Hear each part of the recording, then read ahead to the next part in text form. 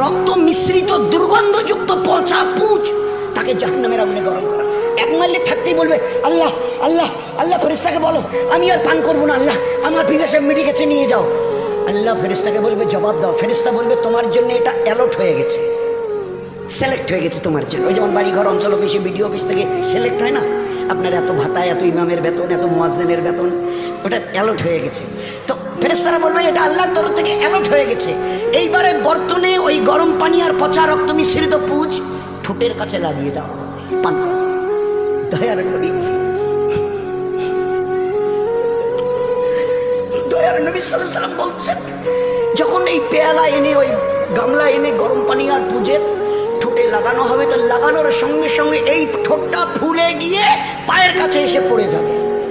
নিচের ঠোঁটটা, উপরের ঠোঁটটা ফুলে গিয়ে মাথার উপর দিয়ে গিয়ে পিঠের উপরে গিয়ে পড়ে থাকবে।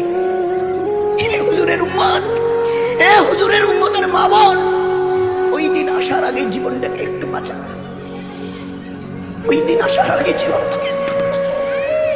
এ তো শুনছি, বরদাস্ত হবে তো, বরদাস্ত হবে তো। মৌতের এক ধাক্কা, মৌতের এক যন্ত্রণা, সে কঠিন আযাব।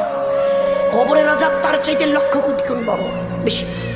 কিয়ামতের একটা আযাব এই কবরের আযাব থেকে লক্ষ কোটি গুণ বেশি।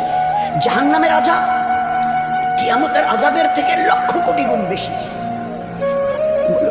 আল্লাহর নবী এক সময় কিয়ামতকে বোঝাতে গিয়ে মায়েশা জিজ্ঞাসা করেছিলেন, উত্তর দিয়েছে। আমি হাদিসটা লম্বা করতে যাচ্ছি না, খালি সারাংশটুকু।